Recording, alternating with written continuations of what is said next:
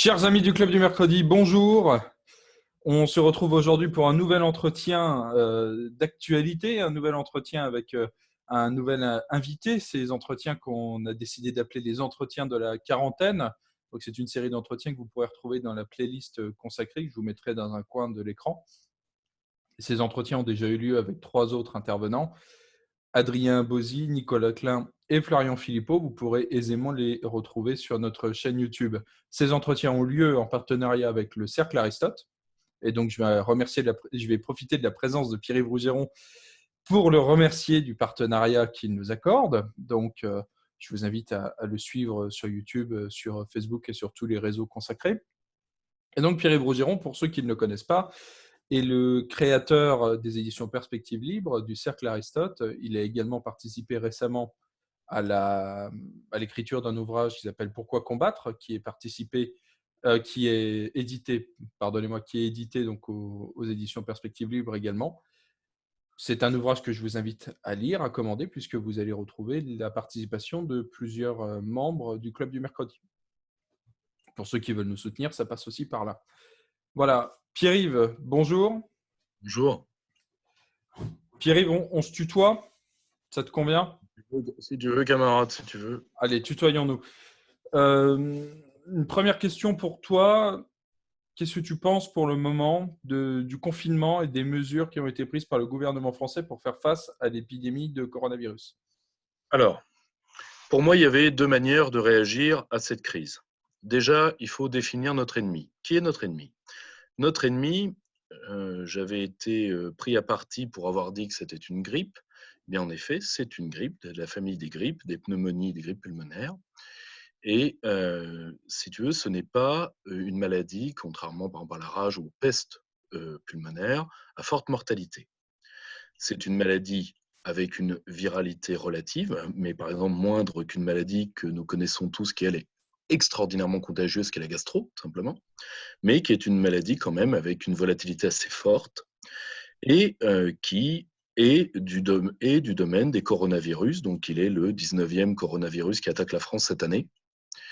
Et beaucoup de gens ont dit, oui, ils relativisent, ce n'est pas qu'une grippe.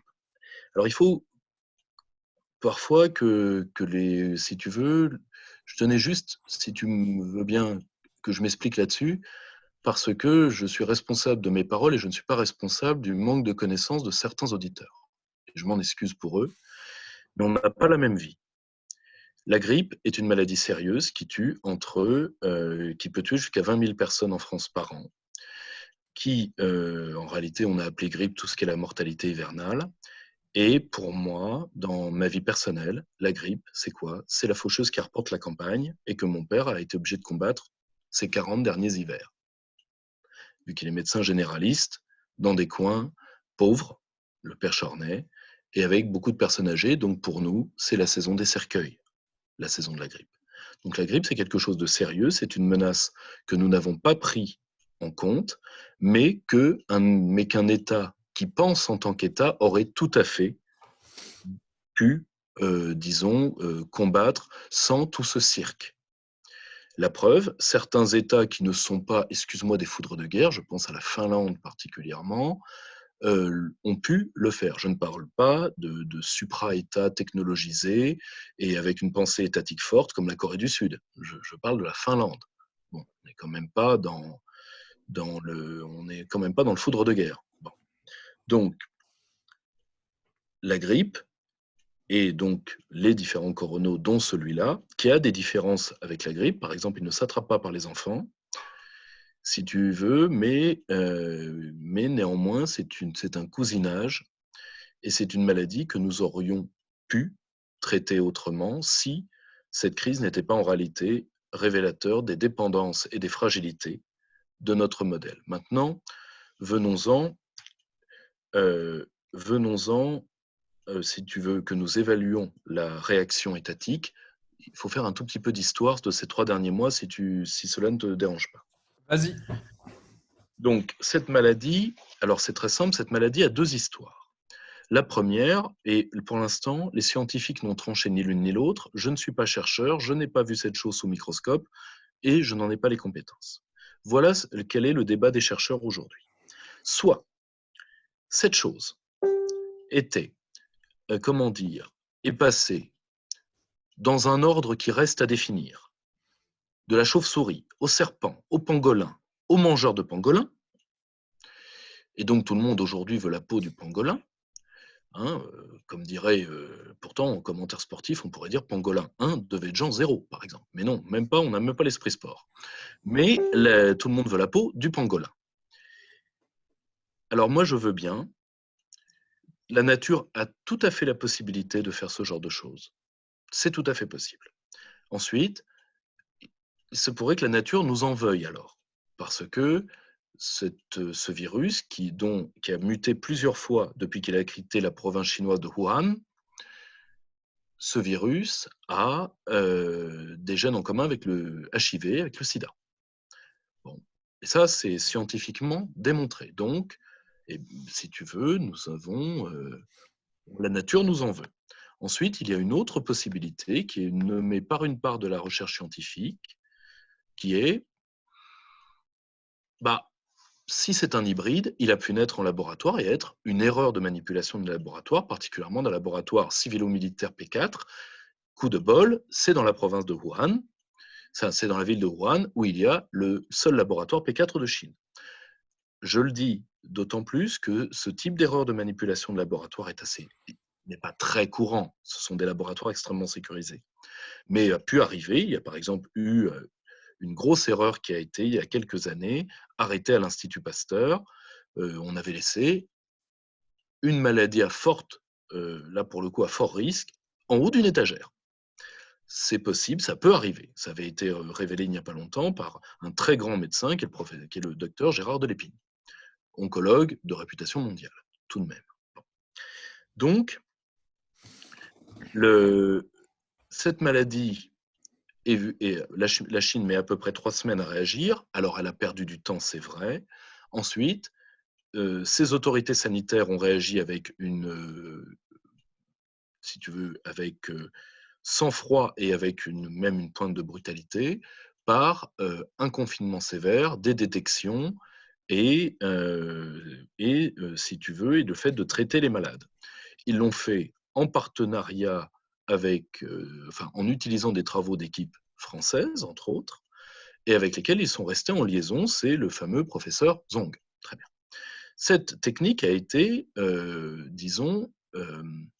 a mis à épreuve d'autres États asiatiques qui ont extrêmement bien réussi, qui sont Singapour, Taïwan et la Corée du Sud. Comment ces États ont réussi? Premièrement, ils avaient, sous modèle français, là encore, les fameuses places Vauban revendiquées par le professeur Éric Raoult. Le professeur, Didier Raoult, pardon. Je confondais avec un autre Raoult infiniment moins utile. Et le professeur Didier Raoult qui, dès 2003-2006, on ne peut pas lui enlever ça, quoi qu'on pense de lui, avait alerté sur le manque de préparation des autorités françaises. Et il avait demandé ces fameuses forteresses Vauban, c'est un homme qui est fils de médecin militaire, donc il a une pensée assez militarisée. D'ailleurs, il a fait une vidéo récente où il présente son état-major, ce n'est pas pour rien, où il avait demandé que la France ait des centres comme l'IHU de Marseille, qui soient des centres pour répondre à des épidémies lourdes, parce que qui dit société ouverte et mondialisation dit circulation des virus, qu'on le veuille ou non. Ce lien entre société ouverte et pandémie était évident pour nos ancêtres, nous le réapprenons dangereusement et douloureusement. Les Chinois, parce que ce sont les Chinois en premier qui par une note l'ont signalé, ont mis en place des traitements et des protocoles sur lesquels nous reviendrons. Les Français n'en ont pas tenu compte.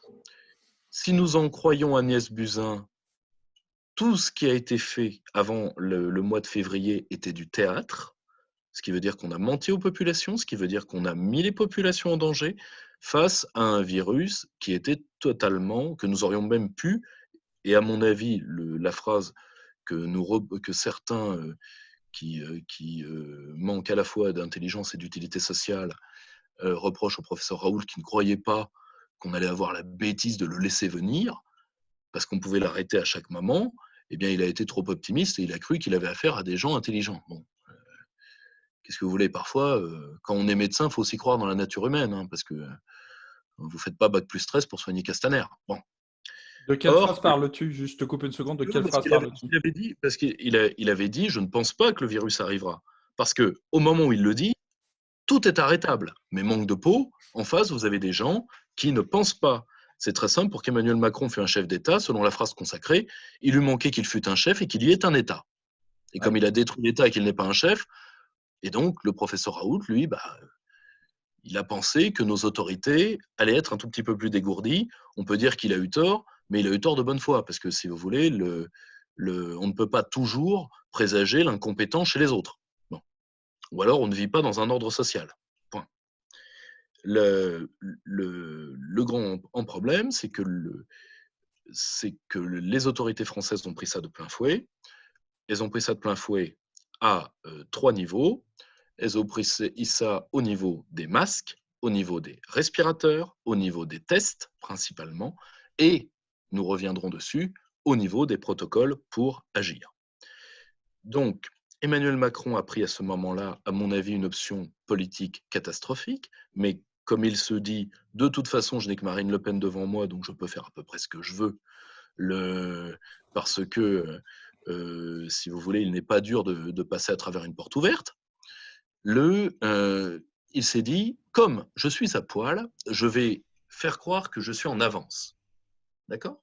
C'est-à-dire, si ça se passe mal, c'est parce que je l'avais prévu. Et oui. Bon. C'est une stratégie d'école de communication que je trouve catastrophique, qui est aujourd'hui malheureusement au centre de la formation de nos décideurs publics et qui est absolument délirante, particulièrement sur des problèmes de santé publique, où, je le dis, et ça vaut également pour les commentateurs, on a mis en dehors du jeu les médecins. Et ça, c'est ce qui marque le retour, avant tout la réaction française. Je vais vous donner un exemple. En Corée du Sud, pays qui a maîtrisé l'épidémie, c'est le plus grand infectiologue, c'est le professeur Raoult local, qui est le communicant principal sur la pandémie.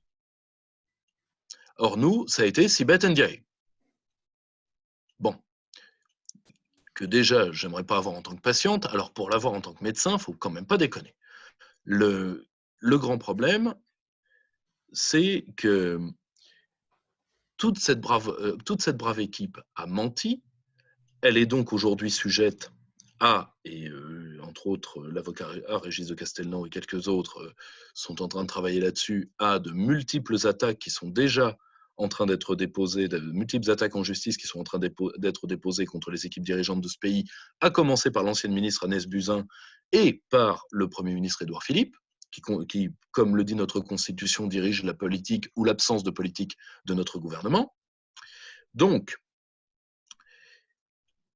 Macron va même aller plus loin, vu qu'il va aller dans la mise en danger délibérée, en organisant le premier tour des élections municipales. Or, comme toute personne qui fait un peu de politique le sait, les élections municipales sont des élections de proximité qui sont, avec l'élection présidentielle, les élections à forte mobilisation, et particulièrement la forte mobilisation de l'électorat âgé. Bon, manque de bol, c'est les cibles principales du virus. J'y reviens une minute. On a pris, et ça je peux tout à fait le comprendre, pour persuader les populations de rester chez elles, on a pris des exemples des jeunes. Néanmoins, si on prend les 2000 premiers cas, premiers morts en Italie, il y a moins d'une centaine de ces morts qui ont moins de 50 ans.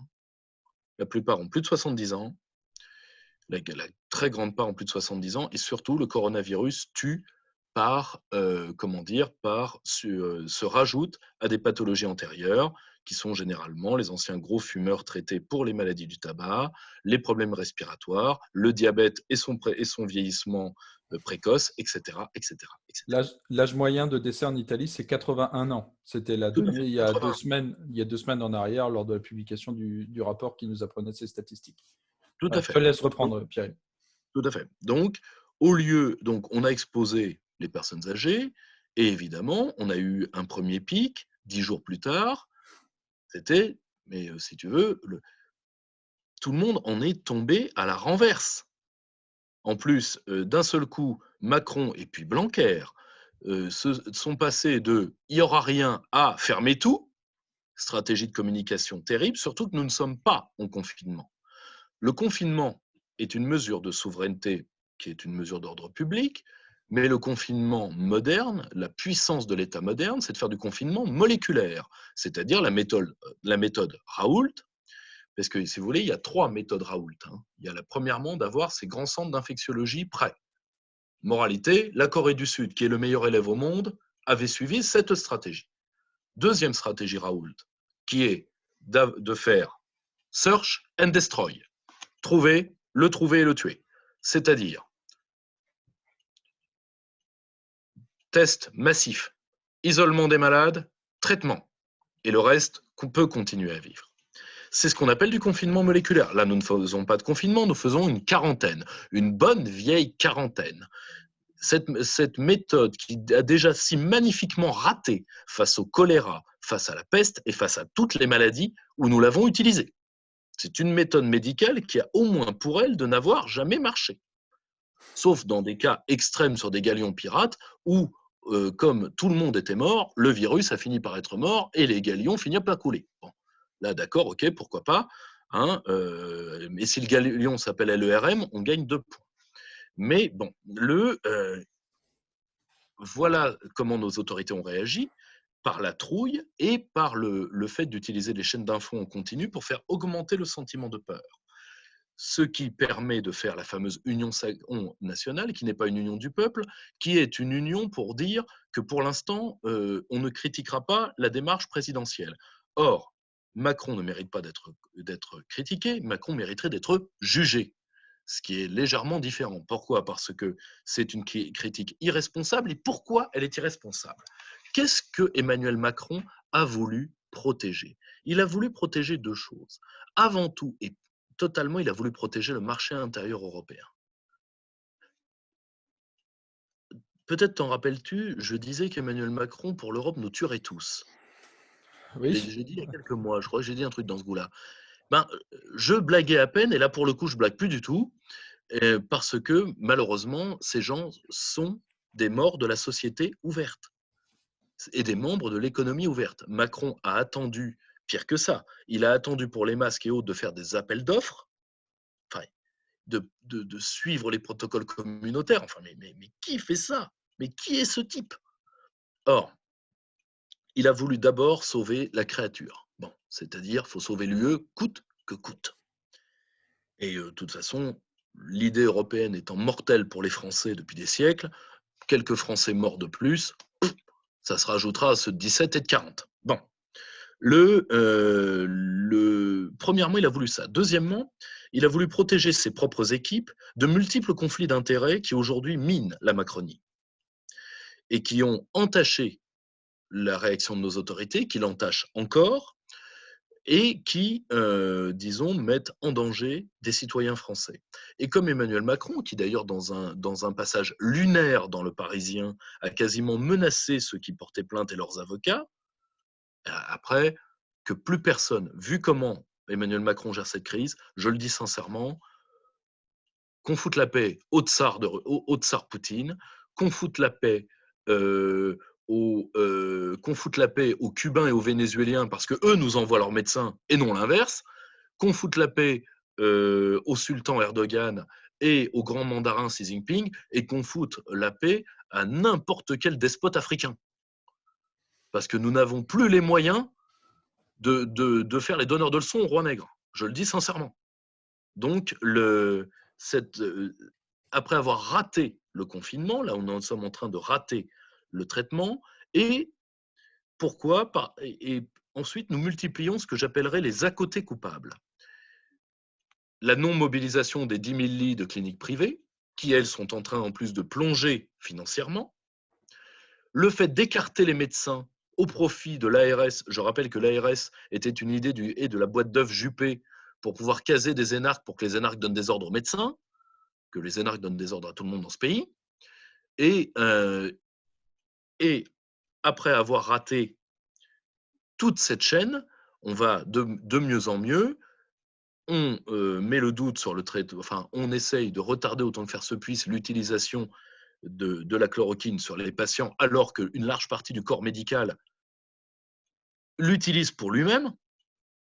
Je veux t'interroger là-dessus tout à l'heure, si tu veux bien. On fera un focus particulier sur la chloroquine. Donc, si tu veux, ce pays n'est plus gouverné, et j'en viens à deux choses qui, à mon avis, sont les nœuds de cette affaire.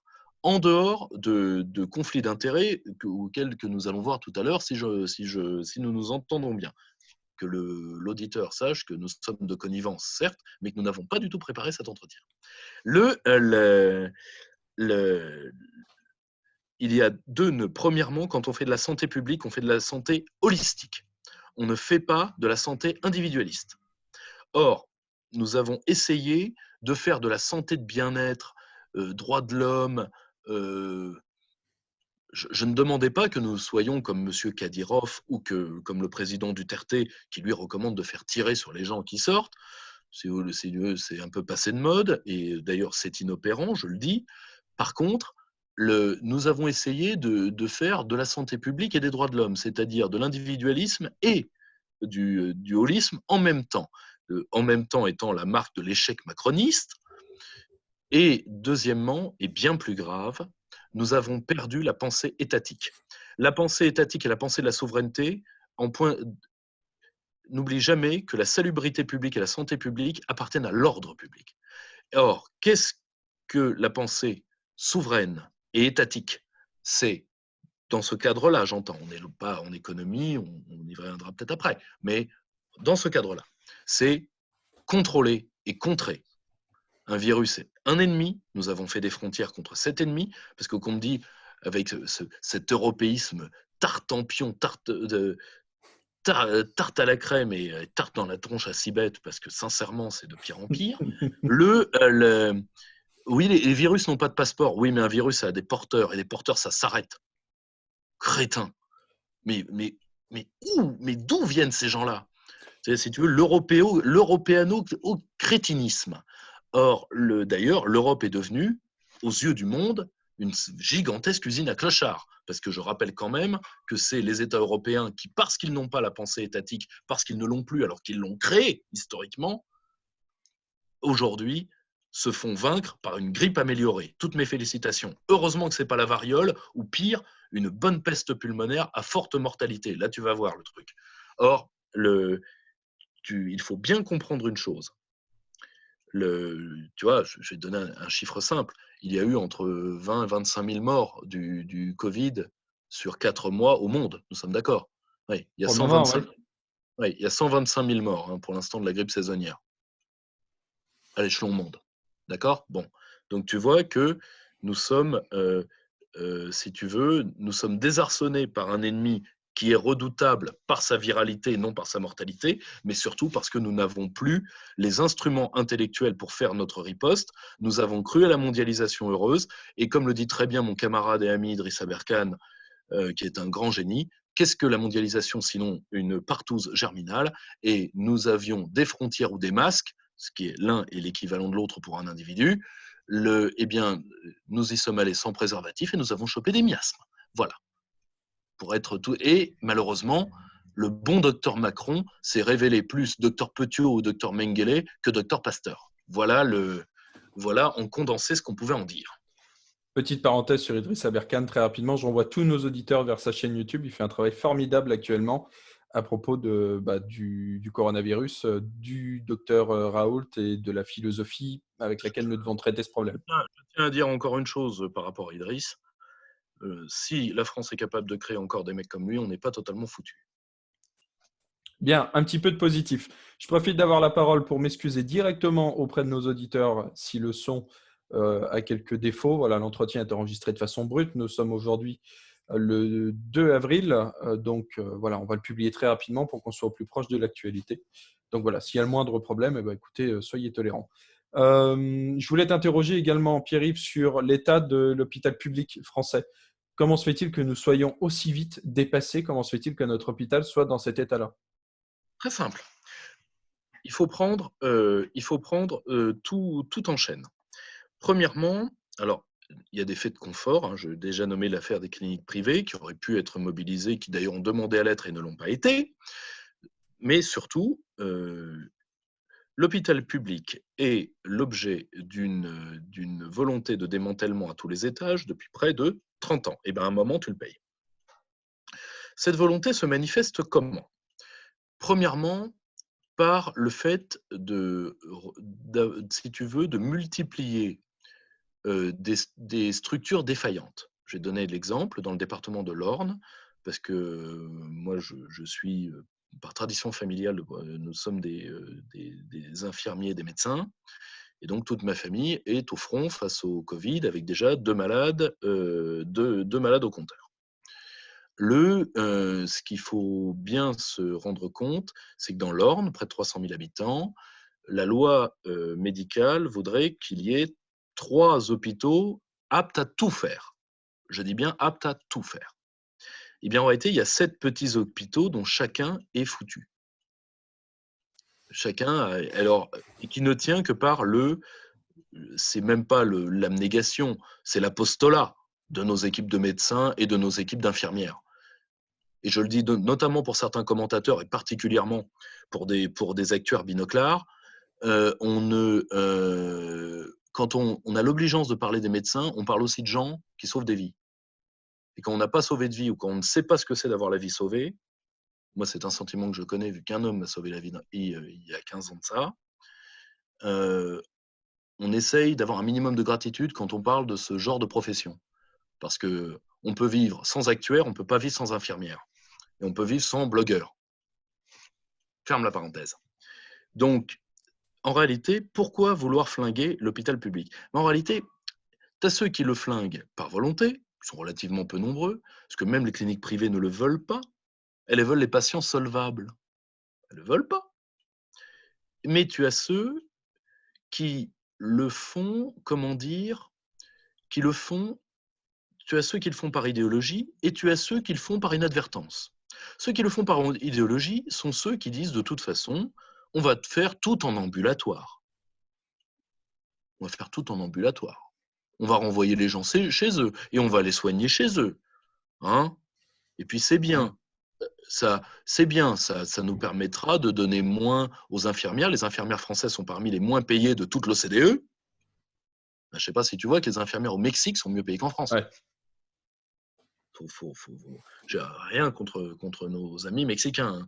Je dis juste que le Mexique y arrive avec un PIB qui est, je crois, qui doit être l'équivalent simple. Le Mexique a un PIB inférieur à celui de l'Espagne, et l'Espagne, c'est la moitié de celui de la France. Bon, donc, le Mexique y arrive, lui. Bon. Mais donc, on ne va pas donner aux infirmières, on ne va pas donner non plus aux médecins, et en réalité, on va avoir des hôpitaux qui vont avoir des procédures administratives énormes et qui vont avoir des services entiers écrasés par ces services qui ne sont pas des services médicaux, et on va avoir une pléthore de gens qui appartiennent au ministère et aux ARS parce qu'il faut faire bouffer les copains. Bon, très bien. Donc, c'est aussi pour ça que nous avons des investissements qui ont l'air sur le papier très lourd pour l'hôpital et qui en réalité ne le sont pas parce qu'en bout de chaîne, ils n'arrivent pas jusqu'à l'hôpital. Et donc, je te parlais de ces idéologues. Ces idéologues, qu'est-ce qu'ils veulent? Ils veulent que la santé, premièrement, fasse l'objet d'un partenariat public-privé, ce qui est le mot habituel quand on veut démissionner. Je te parle de ça parce que Frédéric Farah, grand économiste en devenir, qui d'ailleurs prépare un bouquin dont j'attends beaucoup, qui s'appelle Fake State, qui sortira à la rentrée, qui devait sortir là, mais qui sortira à la rentrée, avait bien pointé des rapports de la Caisse des dépôts et consignations qui sentaient lourdement l'abandon de l'hôpital. Et pourquoi? Parce qu'on ne peut pas évidemment lorgner sur la très sainte haute fonction publique française. Ce sont des premiers de cordée, quand même. Bon. Et de l'autre côté, eh bien, il faut respecter nos engagements européens. N'oublions pas, hein, il n'y a pas d'idée plus nocive à la lignée française que l'idée européenne. C'est l'idée pour laquelle on a tué le plus de Français au XXe siècle. Et de très loin, et ça continue. Ça, c'est les idéologues. Au passage, tu as une particularité idéologique qui sont les idéologues du Parti socialiste, je m'explique, qui eux sont par exemple les gens qui ont gentiment créé cette bêtise hors norme qui est le numerus clausus pour l'accès aux professions médicales. Numerus clausus qui est, je crois, n'est plus en odeur de sainteté depuis 2-3 ans, mais malheureusement qui a saigné les professions médicales de la fin des années 80 jusqu'au début des années 2010. Et pourquoi l'ont-ils fait? Accroche-toi bien. Pour 2 raisons principales. La première, c'est qu'ils ont cru, les cons, que si on avait moins de médecins, il y aurait moins de dépenses de santé. Accroche-toi, hein, essaye de ne pas mourir de rire. Et j'en ai d'autres en réserve. Et deuxièmement, il ne faut pas oublier que les médecins ont, d'ailleurs, ça s'est beaucoup modulé au cours du temps, hein, ont une tendance au vote à droite et surtout sont des viviers de recrutement pour les partis de droite de province. Rotary Club, tout ça, enfin, tu vois les réseaux, quoi. Bien sûr. Et le problème, et donc les Machiavel d'arrière-cour de bistrot qui entouraient le président Mitterrand ont eu l'idée de s'attaquer aux médecins, alors que les médecins n'étaient pas plus anti-Mitterrand qui que ce soit, parce que, et surtout, dernier point, ces gens ont aussi bousillé l'hôpital en multipliant les recours contre les médecins, les recours judiciaires, et en donnant au lobby des avocats ce que le lobby des avocats voulait, alors que ça aurait très bien pu, on aurait très bien pu avoir, comment dire, des procédures normales, intelligentes, qui auraient pu permettre le respect des droits de tout le monde. Si tu me permets juste une minute sur ce point précis, en donnant un Vas-y. exemple à l'auditeur, nous forçons par la peur nous forçons par la peur de la poursuite judiciaire les médecins à surprescrire. Je vais te donner un exemple. Les anticoagulants en cas de phlébite, tous les médecins te diront qu'au bout de 6 mois, il n'y en a plus besoin. Mais la plupart des médecins vont poursuivre parce que si on trouve sur le patient qui a une faiblesse et qui fait une embolie pulmonaire, il va attaquer le médecin va déchirer son diplôme et sera ruiné. Et donc, on balance de l'argent public par l'intermédiaire de la Sécu sur des traitements qui sont médicalement inefficaces par peur de la poursuite judiciaire. Et c'est ça à tous les étages. À l'hôpital, en médecine libérale, c'est ça à tous les étages. Eh bien, je te le dis sincèrement, ce n'est pas la peine. Il fallait pouvoir prendre en compte les risques parce que tu sais jamais si quelqu'un... La plupart des gens sont ignorants des faiblesses de leur propre corps. Donc, si tu veux, il fallait faire une petite caisse à la Sécu pour les impondérables et pouvoir faire en sorte que les médecins puissent travailler. Le problème, c'est que tu as une volonté de la haute fonction publique française de mettre les médecins en dehors du processus de santé. C'est tout le processus des ARS inventé par M. Juppé. Et cette volonté prend appui sur quoi? Sur le bras armé communautaire ou germano-européen, qui derrière lui, tu as les lobbies de pharmacie qui font une vieille guerre aux médecins. Tu vois, et surtout, plus encore qu'aux médecins, parce que parfois les médecins, ils arrivent à les acheter, en leur payant des vacances, des trucs comme ça, tu vois. On n'appelle pas ça de la corruption, mais bon, ça y ressemble. Quoi. Enfin, si tu veux, l'idée de départ est peut-être différente, mais l'idée d'arrivée, bon. Ça commence dès les études. Hein. Tous les lobbies qui payent les soirées, c'est très, très courant. Voilà, j'en ai été témoin, je certifie que ça arrive. Voilà, ça commence dès les études. Et si tu veux, ils ont la seule chose, c'est que plus encore qu'aux médecins, ils ont la guerre à l'autonomie médicale. Or, moi, je dis une chose simple parce que je suis avant tout un politologue. En tout cas, sur ce sujet-là, moi, j'ai l'œil du politologue. C'est-à-dire, on va être très simple. Nous sommes dans une crise sanitaire et dans une crise sanitaire, on essaye d'écouter les médecins, déjà. Donc, si tu veux, c'était le diaporama bien peu brillant, et malheureusement je dois en oublier, de la nullité de la gestion gouvernementale, nullité qui confine à la mise en danger délibérée.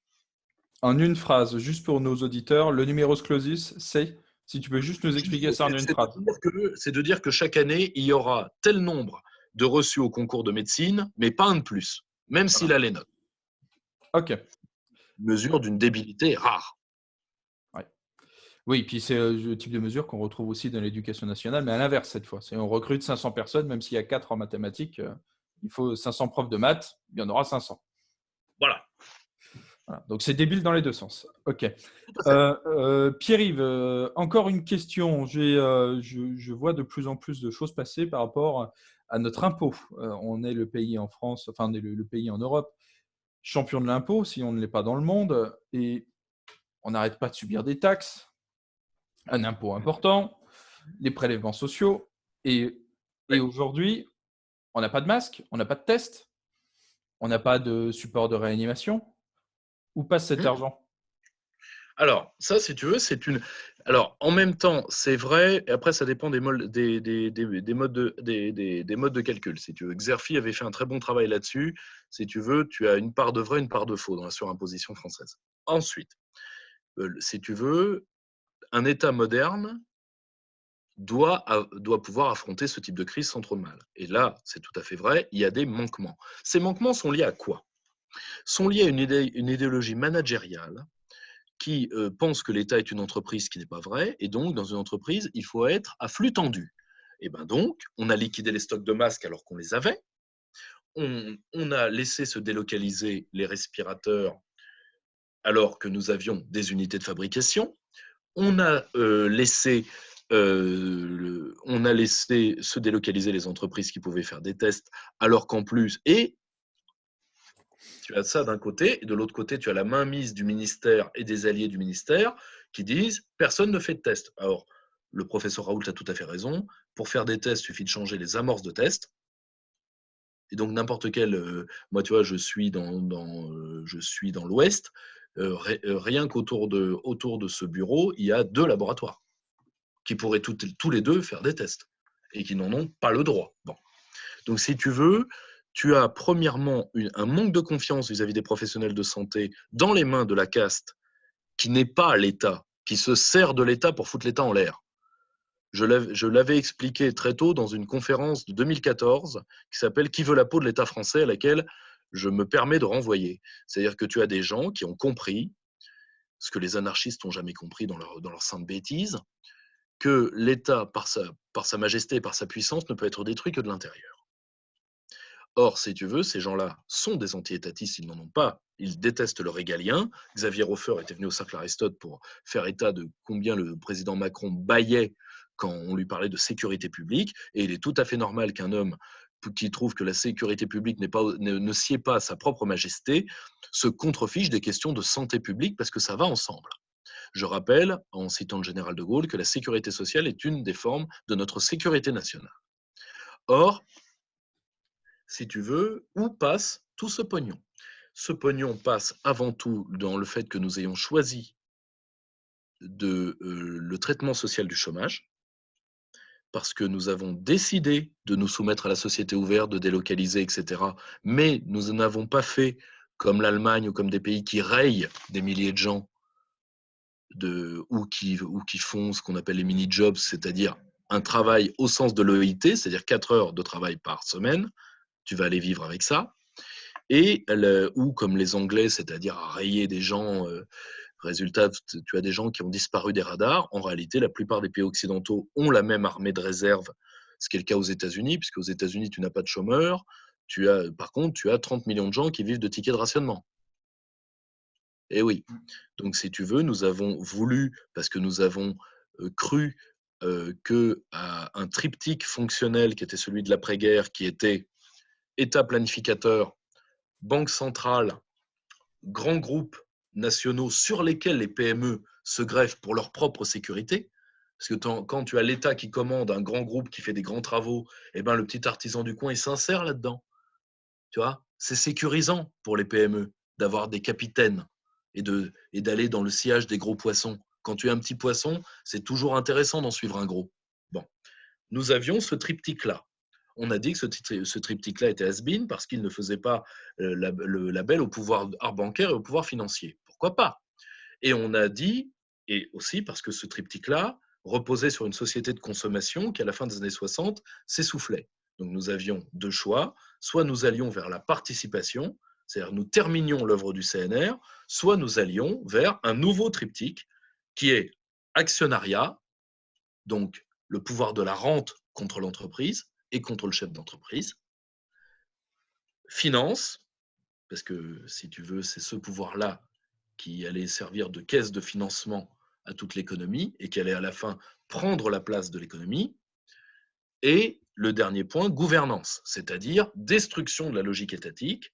Alors le mieux, c'est par la supranationalité. Bon, ça, l'Europe est le produit le plus pur de cette nouvelle idéologie. Cette nouvelle idéologie s'est heurtée violemment au réel en 2001 d'un point de vue sécuritaire, en 2008 d'un point de vue économique et en 2020 d'un point de vue sanitaire. C'est un échec complet, toutes mes félicitations. Or, le grand problème, c'est que cette idéologie coûte cher parce que nous avons décidé de ne pas couper le dernier filet de sécurité pour les nôtres. Est-ce que ça fait de nous des nigauds? Peut-être, mais ça ne fait pas de nous des salauds comme le sont les autres. Or, le grand problème, si tu veux, c'est que cette idéologie s'est heurtée à quoi? La Corée du Sud, Taïwan, Singapour, autrement dit, les royaumes combattants, pour reprendre le terme de mon excellent ami Jean-François Susbiel. Voilà, nous sommes face au renouveau des États souverains, au grand Westphalie planétaire. Il faut donc retrouver une pensée étatique et bien sûr actualisée au XXIe siècle. Je t'ai donné l'exemple du confinement. Le confinement moléculaire, c'était pas si difficile à faire. La Corée du Sud l'a fait. Pure mesure d'État souverain. Hein. Bon. Or, le grand problème, c'est que la dépendance nationale a un coût supérieur à l'indépendance nationale. Le jour où les gestionnaires et où certains patrons d'entreprise finiront par le comprendre, on aura fait un grand pas en avant. Parce que les deux seules choses qui peuvent faire baisser le taux d'imposition en France, vu qu'il y a des gens qui s'obsèdent de ça, pourquoi pas? C'est deux choses. Premièrement, c'est le retour en masse à l'emploi. Et deuxièmement, c'est l'indépendance nationale. Parce qu'on n'a pas voulu de réserve de masques parce qu'elle coûtait, mettons, 1 million, je ne sais pas, à entretenir par an, ou 10 millions si tu veux, cette crise va coûter des dizaines de milliards. Voilà. Voilà comment on fait de l'économie à la petite semelle. Voilà comment on vit. On fait vendre aux États les bijoux de famille par peur, une peur, l'équivalent, tu sais, des peurs de le millénarisme de l'an 1000, par peur de la dette, comme si la dette ne devait pas être étudiée, auscultée, examiner, auditer et voire même répudier, ce qu'on a toujours fait dans notre histoire, je le rappelle, hein, avant tout d'ailleurs dans l'histoire monarchique. Et aujourd'hui, tu vois, on a peur de la dette parce qu'on a peur de l'an 1000.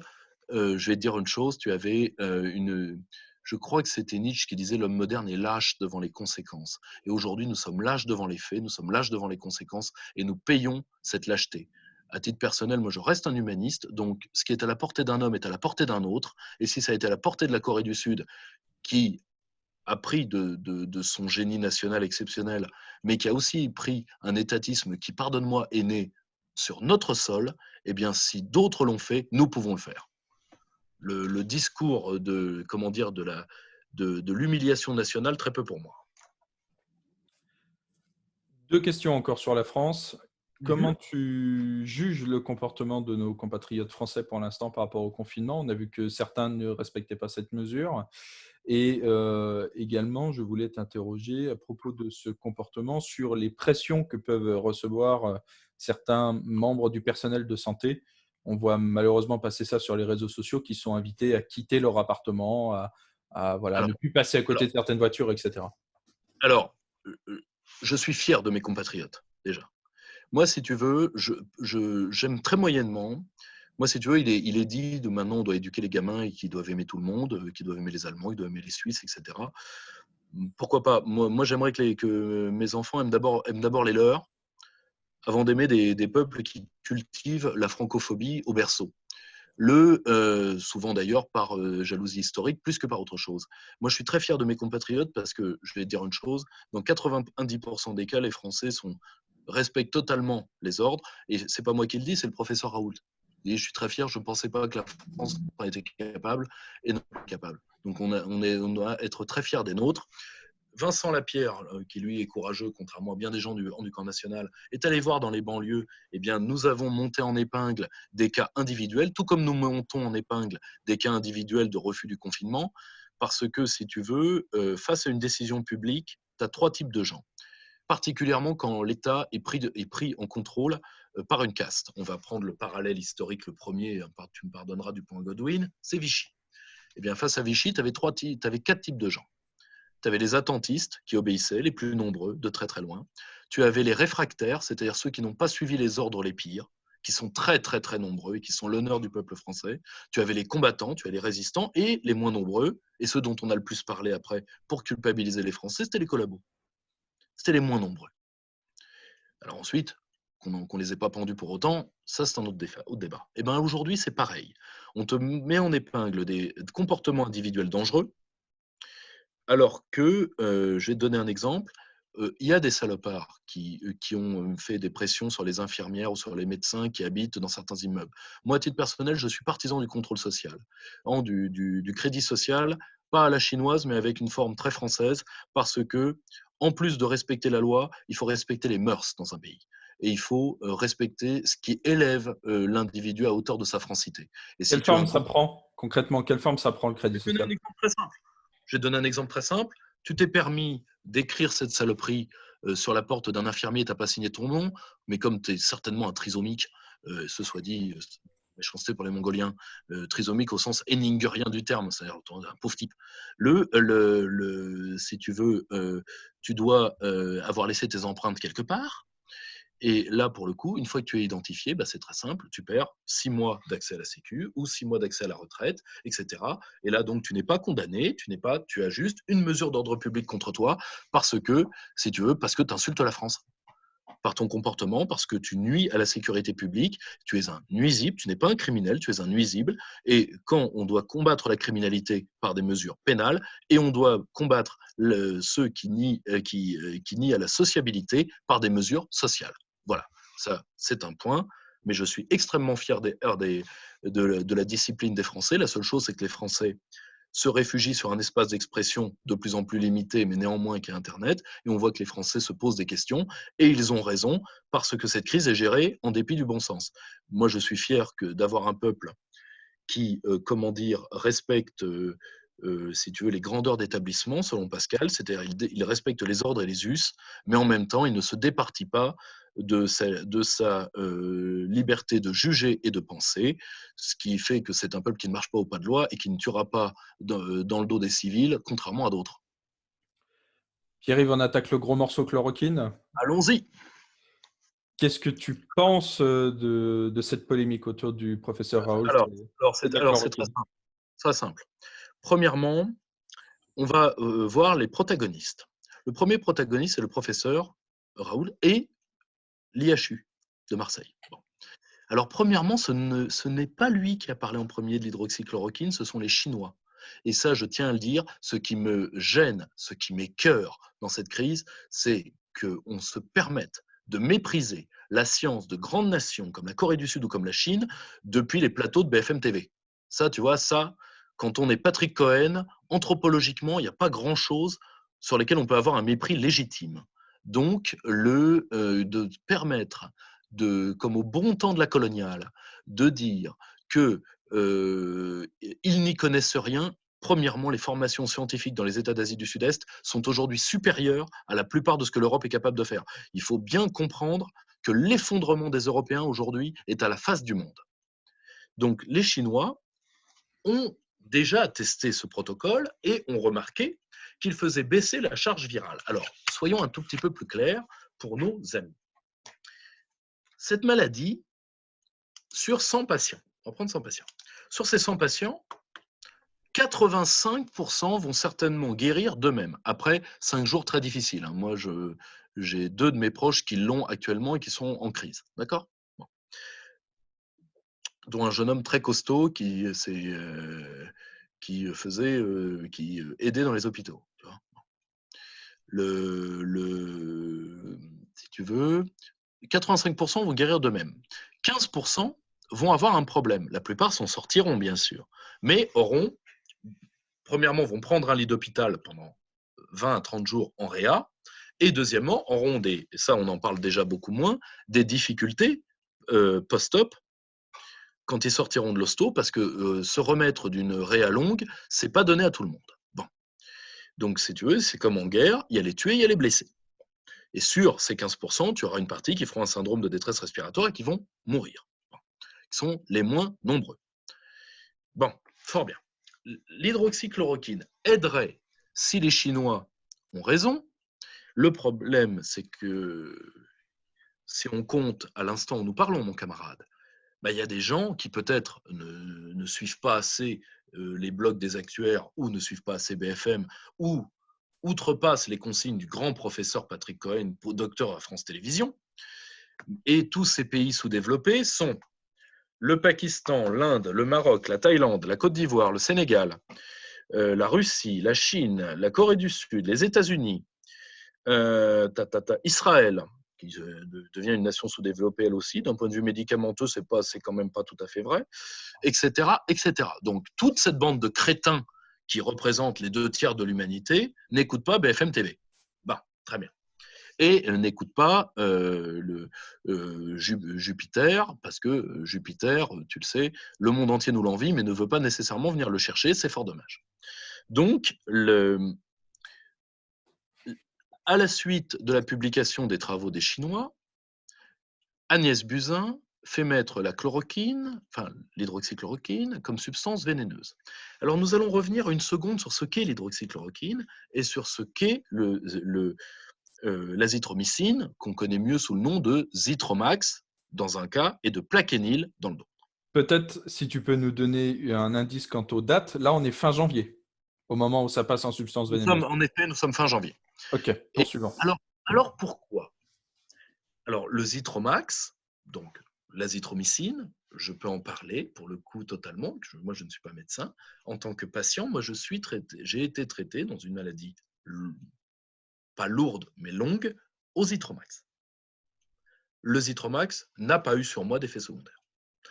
Un Américain sur 8 par an prend du Zithromax, qui est donc, je pense que je peux le dire sans violer la sensibilité de nos auditeurs, le Zithromax est un antibiotique d'usage courant.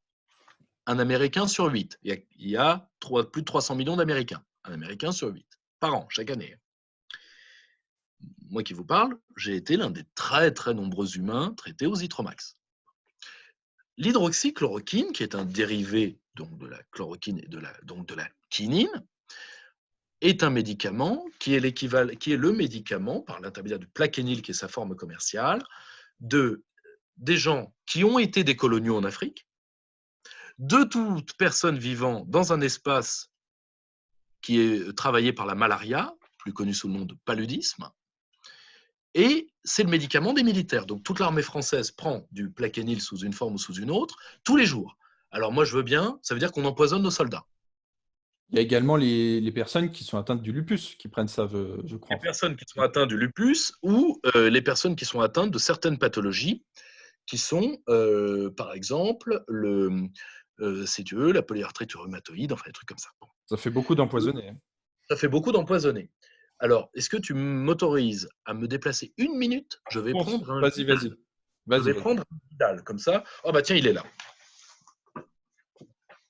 Le Vidal 2019, donc la Bible des médecins. Comme ça, on va pas me dire que... Des médecins ou de Patrick Cohen? Oui, mais le professeur Cohen n'a pas de Bible. Le professeur Cohen a écrit la Bible. C'est lui la Bible. Allons-y. Le professeur Cohen n'a pas de science. Il est la science. Voilà, Plaquenil. Donc, hydroxychloroquine. Nous sommes donc à la page 2259 du Vidal 2019. Qu'est-ce qui est dit? Là, le Vidal, c'est une source intouchable dans le corps médical français. D'accord? Donc, alors, indication chez l'adulte. Traitement symptomatique d'action lente de la polyarthrite rhumatoïde, du lupus érythémateux discoïde, du lupus érythémateux subaigu.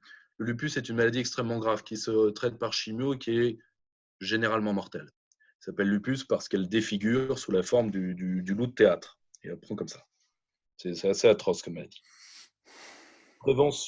Traitement d'appoint ou prévention des rechutes de lupus systémique, prévention des lucites. Voilà. Et donc, tu as également ça s'administre aussi aux enfants dans les mêmes cas. Alors, tu as différentes posologies dans lesquelles nous n'allons pas entrer si tu veux bien. Contre-indication. Bon.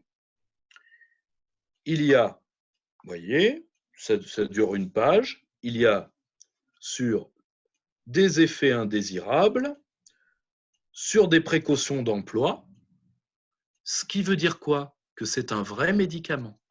Et un vrai médicament, ça a des effets secondaires. Parce que je veux bien qu'on traite tout le monde au Doliprane, mais le Doliprane aussi est un vrai médicament. Si vous en prenez 10, je vous déconseille de le faire à la suite, parce que de toute façon, vous ne serez plus là pour pouvoir porter plainte contre moi. Et deuxièmement, la prise trop lourde pendant trop longtemps de Doliprane provoque de très lourds problèmes hépatiques. Ce qu'on oublie de vous dire. Mais un vrai médicament, ça a des effets secondaires. Voilà. Je vous le dis sincèrement. Moi, je suis comme vous, je suis un patient. Je suis de famille médicale, donc ce que je dis là, la plupart des gens en ont peu conscience, mais un vrai médicament, ça a des effets secondaires. Et donc, cette hydroxychloroquine a des effets secondaires. Donc, si tu veux, il ne faut pas être allergique au blé, il faut être surveillé. Philippe Douste-Blazy, cardiologue, l'a très bien dit, oui, il faut être surveillé quand on est cardiaque, mais les complications cardiaques, c'est-à-dire des torsades, sont parfaitement maîtrisées par les cardiologues. Alors après, les gens disent, oui, vous vous rendez compte, on ne doit pas c'est de l'empoisonnement, on ne peut pas s'auto-médicamenter avec. Médicamenté, ouais. Mais bon, bande de crétins, c'est un vrai médicament, on ne s'auto-médicamente pas avec un vrai médicament. Il faut que vous arrêtiez. Depuis quand c'est un argument pour critiquer un médicament? Bon, alors, si tu veux, donc, ce protocole est mis au point par ce professeur Raoult. Qui est le professeur Raoult? C'est un homme qui a déjà vaincu avec des protocoles parallèles 2 maladies lourdes, dont la fièvre Q. C'est-à-dire, c'est un homme qui a vaincu 2 maladies à 68 ans. Pas mal. Quand il dit, alors, attachons-nous une minute à la personnalité du professeur. Tout ce que nous savons de lui, c'est que c'est un homme qui est indifférent à l'argent. La rumeur à Marseille veut même qu'il roule en Dacia, il faut être pervers. Et par contre, c'est un homme qui est obnubilé par la médecine. C'est un combattant de la médecine, c'est un combattant du virus, c'est un homme qui a mis toute sa vie là-dedans et qui est un vrai scientifique. Et je vous renvoie à ses conférences qui sont bluffantes, intellectuellement parlant. C'est un homme qui n'a pas, quand il dit « je suis une superstar », oui, il a raison. Alors, il faut que vous voyez la sociologie. C'est un chef de service et c'est un professeur de médecine. Les professeurs de médecine sont le haut de la chaîne alimentaire médicale. Ces gens-là ont des services entiers sur le dos. Ils ont la vie de dizaines de personnes. Par exemple, dans le cas du professeur Raoult, il a la vie de 70 personnes qui dépendent de lui tous les jours. C'est une pression que vous ne pouvez pas comprendre quand vous ne la vivez pas. Moi, je peux vous le dire. Beaucoup de gens disent que j'en ai plein la bouche de mon paternel. Moi, je sais que dans la salle où je me trouve actuellement, il y a déjà eu 2 personnes en arrêt cardiaque en même temps qui les a sauvées toutes les 2. Ça vous donne un sentiment bizarre par rapport à l'autre et par rapport à vous-même. Que des professions de service qui ne rendent pas service à l'autre, quand on fait des graphiques toute la journée, etc., qui sont de nobles métiers. Mais vous voyez, médecin, c'est comme professeur, c'est comme soldat, c'est comme prêtre. Il y a des professions particulières. Et je pense qu'il faut bien comprendre que nous n'avons pas tous la même utilité au corps national. Et je le dis d'autant plus que je suis moins utile au corps national que mon père, que ma sœur infirmière, ou que la totalité des miens qui sont sous blouse blanche actuellement. Vous voyez? Donc, je pense qu'il faut, dans une société bien réglée, hein, on n'a pas le droit d'attaquer gratuitement un homme qui fait ça. Surtout quand on n'a pas d'argument. On n'a pas le droit de mépriser de grands scientifiques. Je pense par exemple à un grand professeur africain qui lui a affronté Ebola. Ebola, infiniment plus dangereux, fièvre hémorragique. Là, pour le coup, tu perds les patients à l'appel. Qui s'est rallié au professeur Raoult comme une large partie de la communauté scientifique. Je pense au professeur Perron. On va revenir sur les problèmes scientifiques stricts. Je pense au professeur Perron, je pense à énormément de médecins. Perron, c'est pas n'importe qui. C'est l'un des grands patrons de l'infectiologie à Garches. rien que l'équipe du professeur Raoult, donc on nous a dit que c'est une espèce de savant cosinus, d'homme seul, c'est totalement faux. Bon. Le grand problème, c'est que si tu veux, c'est que lui, ce qu'il veut, c'est viser les cas moyennement sévères et faire baisser donc leur contagiosité pour éviter la thrombose hospitalière. Alain Bauer avait fait, encore spécialiste de sécurité intérieure, tu vois, sécurité intérieure, santé publique, ça va ensemble, avait tout dit là-dessus, sur les buts du professeur Raoult. Alors pourquoi il y a des tas de pays qui sont en train d'y passer. Là, par exemple, j'ai vu le Canada ce matin. Et pourquoi nous, ça fait un scandale? Eh bien, déjà, pour une raison. Le professeur Raoult est détesté par des petits marquis de gauche, chevènementistes d'ailleurs pour la plupart. On ne dira jamais assez combien la présence de ces gens dans nos rangs, pour la plupart, a été une perte sèche, parce qu'il a des défauts pour eux. Premièrement, c'est un scientifique, donc pour lui, par exemple, on doit pouvoir parler du réchauffement climatique. C'est avant tout ça, rappelle-toi que c'est venu de ça. Hein. Parler, c'est-à-dire contester, débattre à propos d'eux. Tester, débattre. Ah ouais. On doit pouvoir parler de Darwin, parce qu'on ne va pas maintenir la même théorie de l'évolution maintenant qu'il y a un siècle, sans pour autant revenir à la Terre plate. Enfin, il faut arrêter. Le gros souci, c'est qu'il y a eu, tu as eu un virologue de renommée mondiale, français, qui a d'ailleurs appuyé Raoult, qui a dit, vous savez, on a fait toute une médecine à test. C'est une médecine qui a 50 ans. Elle est née dans les années 70. Mais on a fait de la médecine bien avant. Particulièrement quand on fait de la médecine opérative. C'est là où Idriss a tout dit là-dessus, sur ces différences de point de vue entre ceux qui vont entrer en science comme on entre en religion et ceux qui vont rester dans l'empirisme scientifique et qui vont avant tout voir ce qu'est la loi de la médecine. La médecine, c'est le patient est vivant, le patient est mort. Pour nos auditeurs, c'est la vidéo d'Idriss Aberkan où il dresse un parallèle avec la pensée de Clausewitz. Voilà, vous allez sur sa chaîne YouTube, vous la trouverez facilement. Or, le grand problème, si tu veux, c'est que les données, attention, on parle bien, c'est très drôle d'ailleurs, on dit les données du professeur Raoult.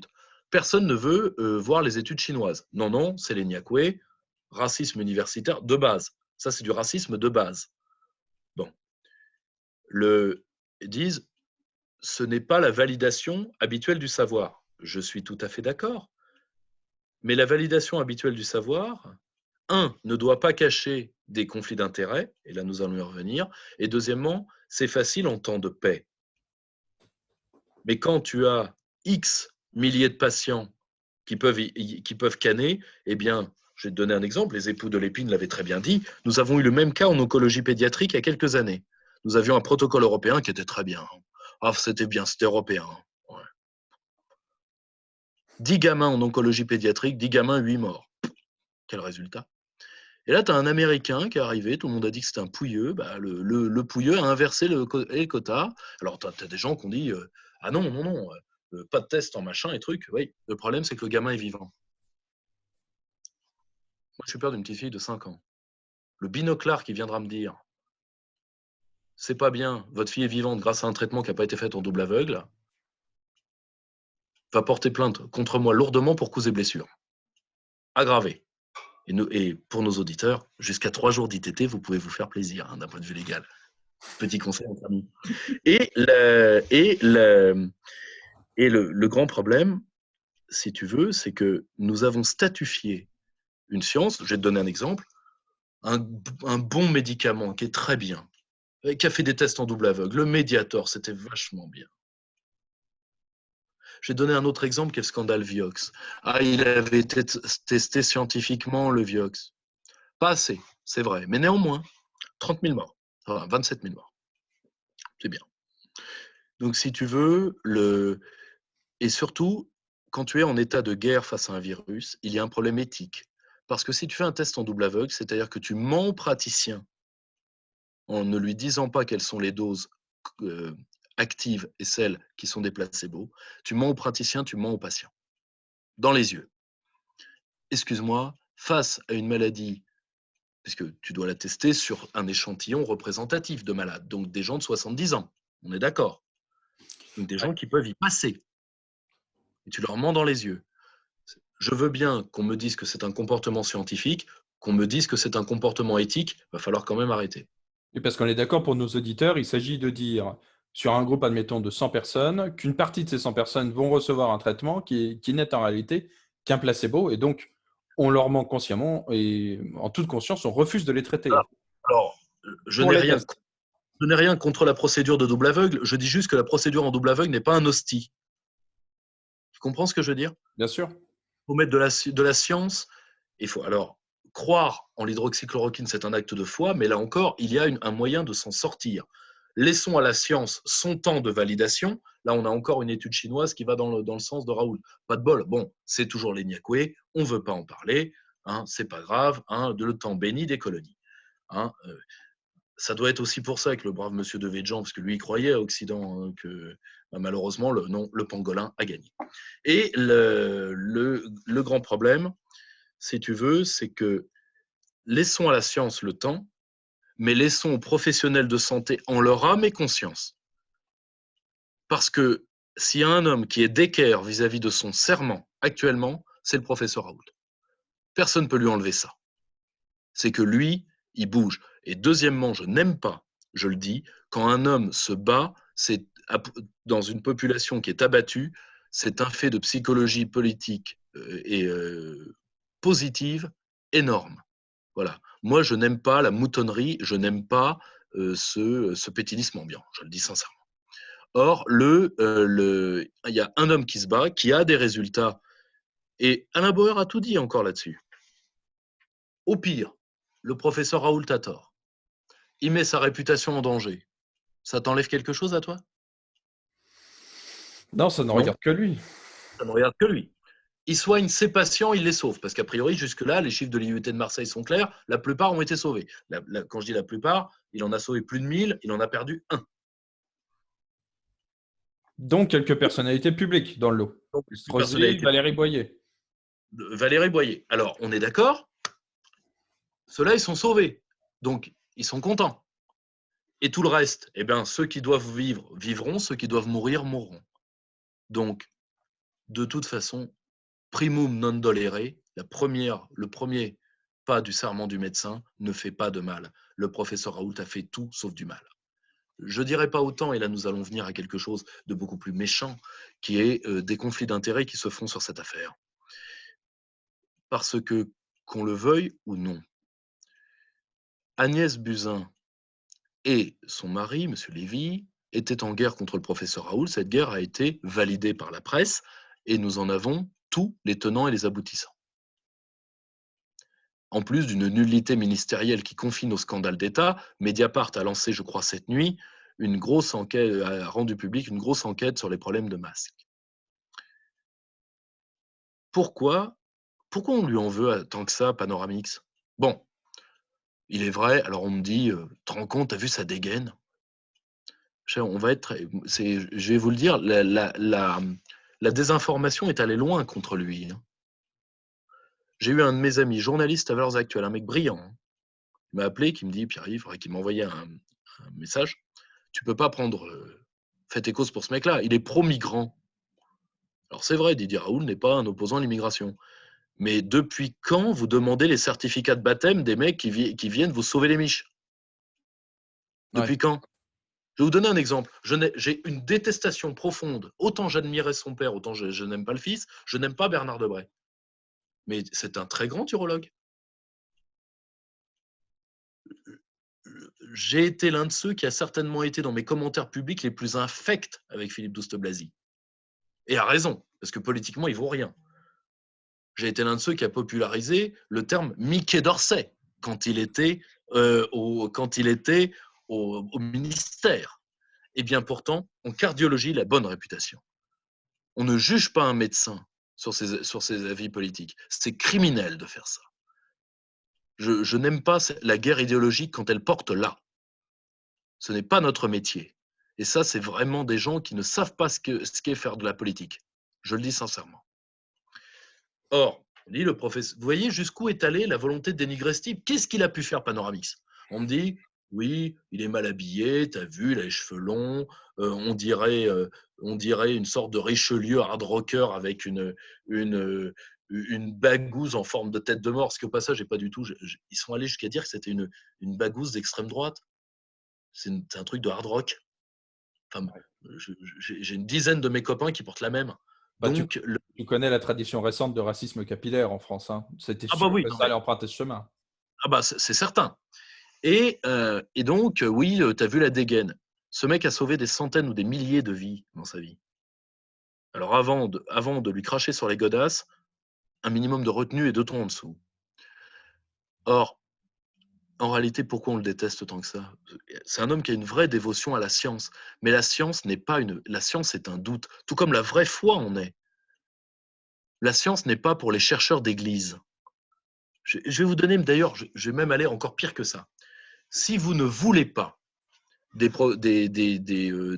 procédures, déjà, si vous ne voulez pas du traitement de Raoult, il n'y a pas de problème, personne ne vous le donnera de force.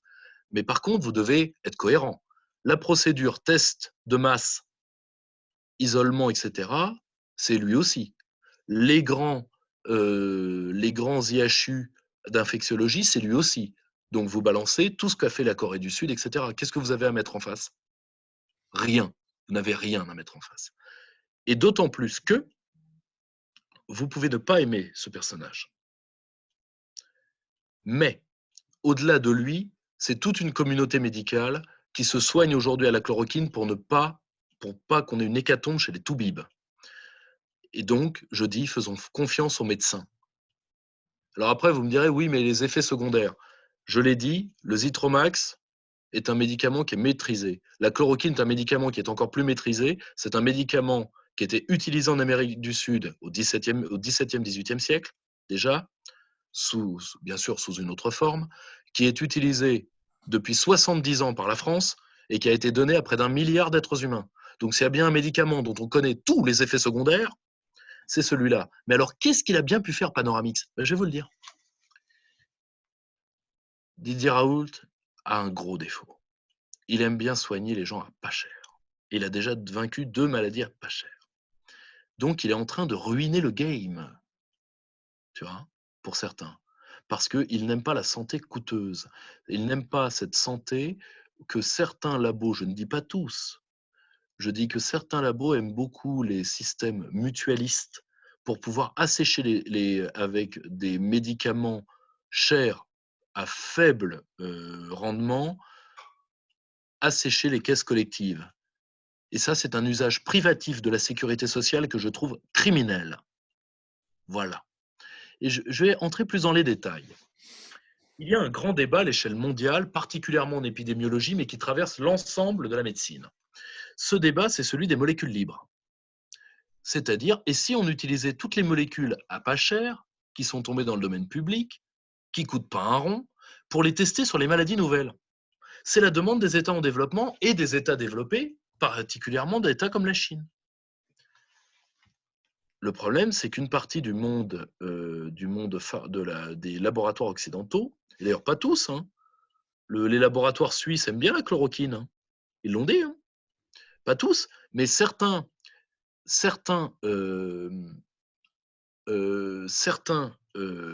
laboratoires n'aiment pas ce débat parce que c'est tellement plus simple de vouloir donner soit des vaccins, soit des médicaments chers sur une nouvelle maladie. Enfin, imagine, sinon on va ruiner le business. Particulièrement dans une industrie pharmaceutique qui, à l'échelle mondiale, a un gros problème. Elle paye beaucoup plus ses commerciaux que ses médecins. Ce depuis près, enfin, ses médecins, ses laborantins, ses chercheurs. C'est grosso modo, ça date d'une trentaine d'années. Ça nous a déjà coûté un scandale de santé publique qui est le Vioxx. Bon, 27 000 morts au compteur quand même, c'est pas rien. Ça bousillait ça a augmenté les risques cardiaques d'une manière exponentielle. Et Vioxx, c'est un scandale du médicament parmi d'autres. Donc on joue avec des vies humaines quand même. Hein. Je ne sais pas si les gens sont.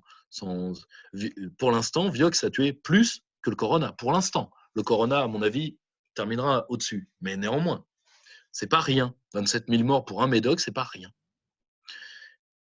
Et tu vois, le professeur Raoult est l'un de ceux qui, en France, relaye ce débat et prend parti pour les molécules libres. Ce qui fait de lui un emmerdeur. Parce Parce qu'il tape qu'il dans la marge.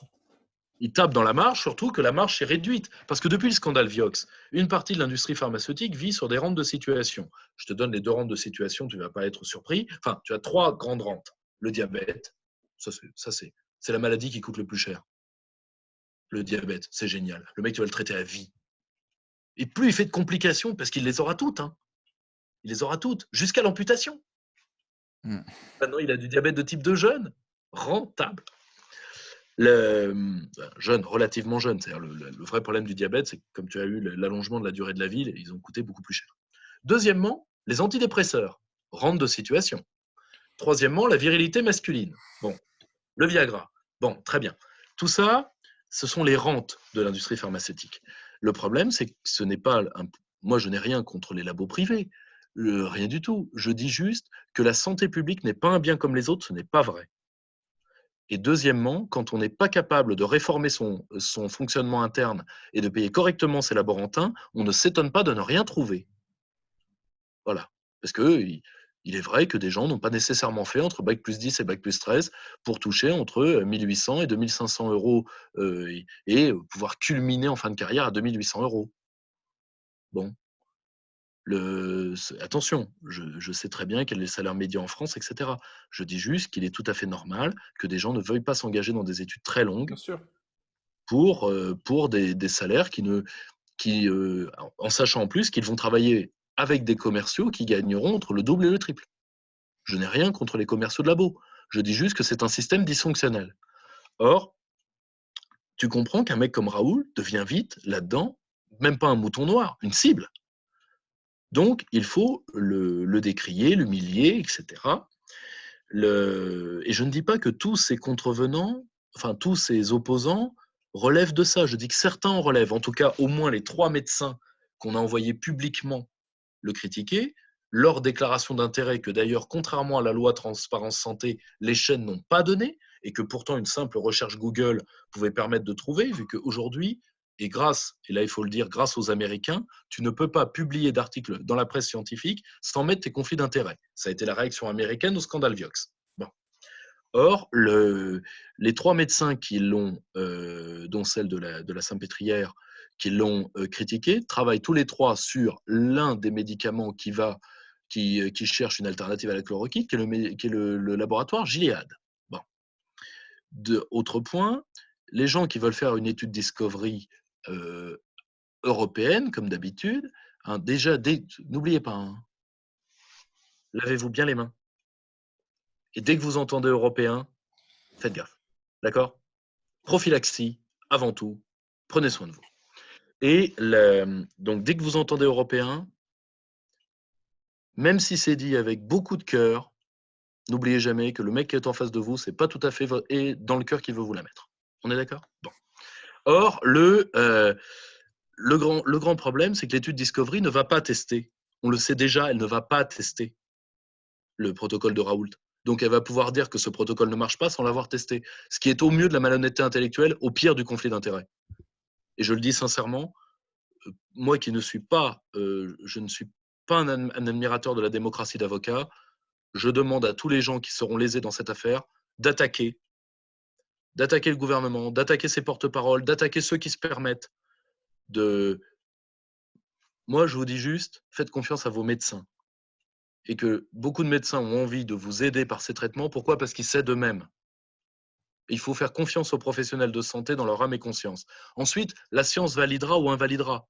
La seule chose, c'est que dans médecine de guerre, on revient à l'essence, au sens philosophique du terme, de la médecine. L'essence de la médecine, c'est pas de faire des tests en double aveugle. C'est il vit ou il meurt. Il va mieux, il va pas mieux. Il s'enfonce ou il se relève. Pierre, Il y a un aspect pastoral dans le fait de médecine. Ça ne veut pas dire d'aider les savants fous, ça veut dire que les hommes en blanc, pour parler comme le professeur, que cette petite ligne de livres sur les médecins qui était fait par le professeur Soubiran, les hommes en blanc ont une charge sociale particulière. Ils doivent permettre aux vivants de vivre le plus possible et préparer le mieux possible les hommes à la mort quand la mort va gagner. C'est une charge de civilisation, ces gens n'ont pas à être traînés dans la boue et surtout pas par des journalistes de droit divin, je le dis sincèrement. Et faisons confiance aux médecins. Moi, j'ai confiance dans les professionnels de santé qui gèrent cette crise. C'est leur abnégation qui fait que la France n'est pas l'Italie. Ce n'est que ça. Parce que malheureusement, les pouvoirs publics, par haine de l'État, par haine de la souveraineté, par adoration de l'Europe, par adulation de la germano-austérité et par haine profonde du peuple français, quand je vois qu'aujourd'hui, on tape dans les mains des infirmières et des médecins alors qu'on leur envoyait des forces de sécurité publique devenues miliciennes au fil des mains coupées et au fil des yeux crevés, qui tapaient dans la gueule des infirmières et qui aujourd'hui vont se rouler par terre pour avoir un traitement, je suis dans un état d'écœurement sans équivalent. Or, que ces gens-là se permettent, après avoir mis l'État par terre, d'en appeler à l'unité nationale, il manque pas de souffle. Il manque pas de souffle. D'ailleurs, c'est grâce à ça qu'il survit Jupiter, parce que entre le fait de ne pas manquer de souffle et le fait d'avoir déjà le nez largement occupé par autre chose, le virus ne s'y risquera pas, croyez-moi. Or, le grand problème, c'est que nous arrivons au scandale d'État, c'est-à-dire parce que M. Lévy à l'INSERM a voulu persécuter le professeur Raoult dès le début de l'IHU en refusant les sigles INSERM et CNRS, que pour cette maladie, il y a un pacte tacite, et d'ailleurs qui se terminera en sonnant et trébuchant, entre l'INSERM et le laboratoire Gilead. Ceci est une prostitution de la recherche publique. Quel est le lien de M. Lévy avec l'État français, juste avant? Il ne me semble pas que tu Il l'aies précisé. était patron de l'INSERM. Il était patron de l'INSERM.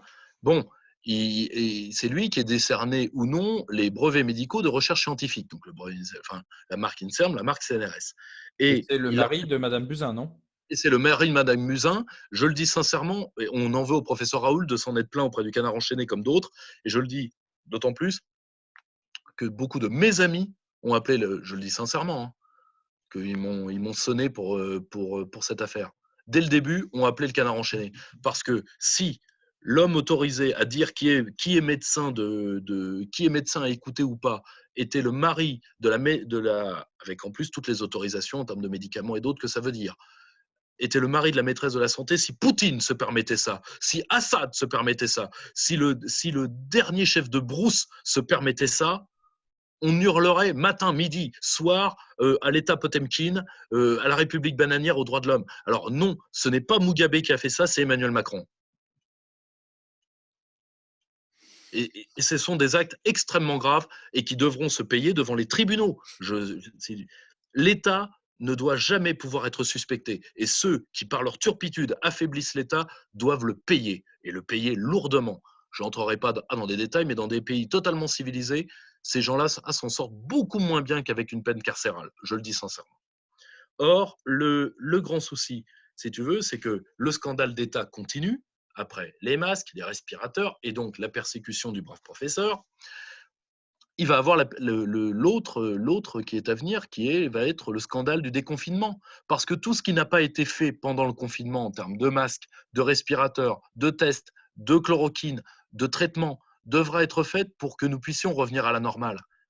Et là, ça va être un mistigris politique qui va durer jusqu'au présidentiel, qui peut durer jusqu'au présidentiel. Je fais confiance aux journalistes de droit divin, à la servilité de la magistrature française, qui de toute façon, servile, c'est bien le mot, vu que jusqu'en début 44 a jugé des résistants, et qui aujourd'hui se prosterne devant Emmanuel Macron, qui n'est jamais rien de plus que le VRP de l'économie ouverte et de l'ordre euro-germanique en France, qui, ne l'oublions pas, est la chose qu'Emmanuel Macron a voulu sauver en dépit et contre la survie jusque-là de près de 4000 de nos compatriotes.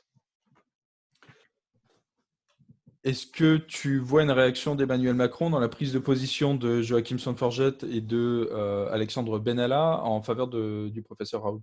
Et de Bernard-Henri Lévy. Et de Bernard-Henri Lévy, oui, tu fais bien de Je suis préciser. décontenancé, mon camarade. Mes ennemis me trahissent. Bon, heureusement, nous avons des valeurs sûres. Ah, tu vois, Dany voilà, Braguet. l'Union nationale débute. On a Bernard-Henri Lévy avec nous. Oui, mais sincèrement, j'aime les gens qui ne me choquent pas trop. Tu sais, je commence à vieillir. J'aime bien les gens qui respectent mon petit confort. Donc, merci, Dany Braguette Magique, d'être toujours ce que tu es. Hein.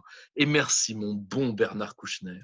Hein, hein, mon nanar, mon Moriarty à moi, ça fait 15 ans que je te vois dans les coups les plus foireux et tu ne me déçois pas encore un coup. Mais tu vois, je vais dire Bernard-Henri Lévy, ça m'a fait un coup. Et surtout, je pense, alors c'est une hypothèse de travail et je ne la garantis pas à nos auditeurs, mais voilà ce que j'ai dans la tête. Je pense qu'il y a une guerre interne dans la Macronie. Cette guerre interne oppose les proches du président, qui veulent sa réélection, aux mandants du président, et particulièrement certains mandants proches des milieux de la pharmacie, qui, contrairement aux bancaires, aux banques ou à certains autres mandants d'Emmanuel Macron, n'ont pas pu croquer ce qu'on leur avait promis. Ils disent, écoute, nous on veut du retour sur investissement. Je vous rappelle que l'élection d'Emmanuel Macron, ça a été 17 000 articles de presse et qu'il a bien fallu quelqu'un pour les payer. Et ces gens-là n'aiment pas ne pas avoir de retour sur investissement. C'est une hypothèse. Mais je pense que l'un des clans est dominé par Brigitte Macron, qui est celle qui a été certainement celle qui a essayé le plus d'éviter les errements du président, et que tout le reste, c'est autour de Buzyn, autour de Véran. Aussi, au-delà de cette guerre de clans, il y a tous ceux qui jouent leur tête. Agnès Buzyn et M. Lévy, Sibeth Ndiaye, qui elle pourrait avoir de très très gros problèmes judiciaires.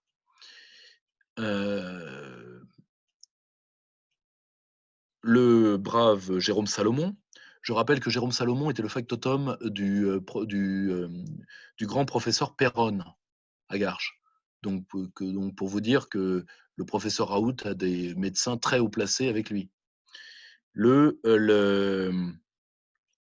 Et pour finir, Édouard Philippe, dont la tête est aujourd'hui sur le bio. Ce qui vous explique pourquoi Paris se remplit des tranchées faites par les dents de Jean-Michel Blanquer.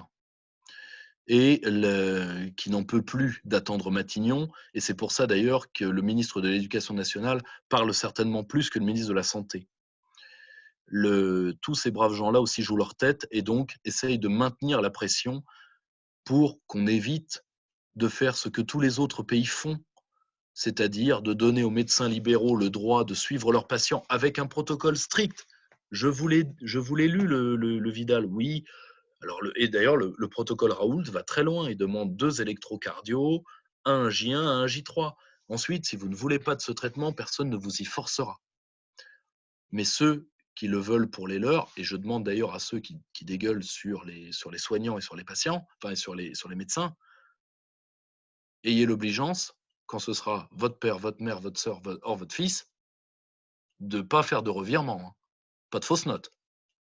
Pas de fausses notes. Bon.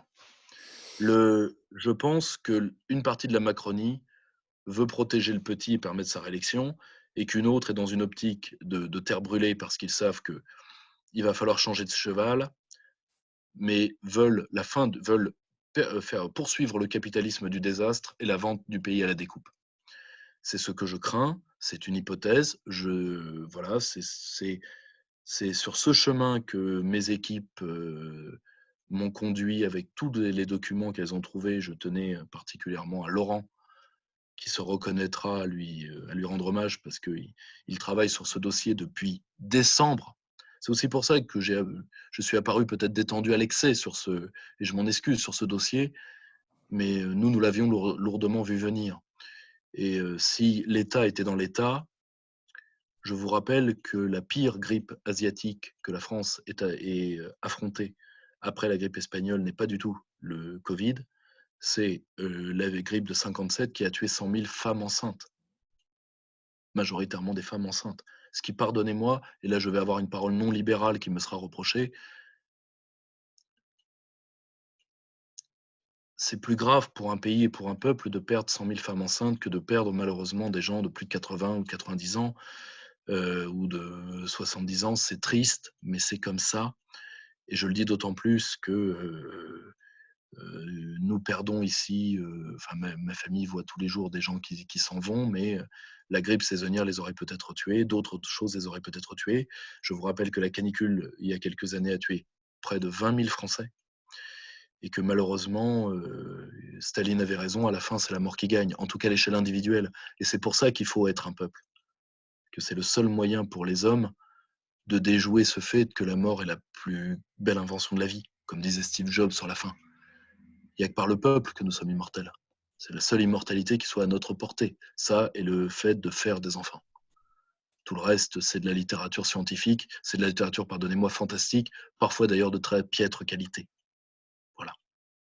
Pierre-Yves, est-ce qu'on en a terminé sur la chloroquine ou est-ce que tu souhaites La ajouter? chloroquine, je pense que, je ne sais pas, est-ce que tu vois un angle mort, quelque chose que je n'aurais pas soulevé? Non, Je, ça me semble, je, ça me pense que semble. là, on y est. Je le dis juste un dernier point.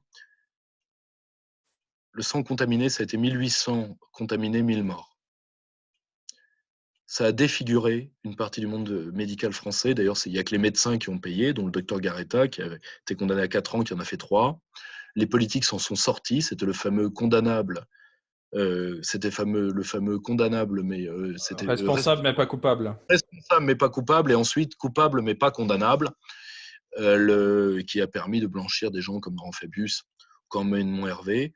Certains ont porté leur croix. Je pense à Georgina Dufoy, ministre des Affaires sociales à l'époque, qui est devenue religieuse, évangélique, pour expier sa part de responsabilité, et qu'il va falloir que certains soient rappelés à leur responsabilité, parce que une cité républicaine ne peut pas être dominée par de grands enfants capricieux et irresponsables.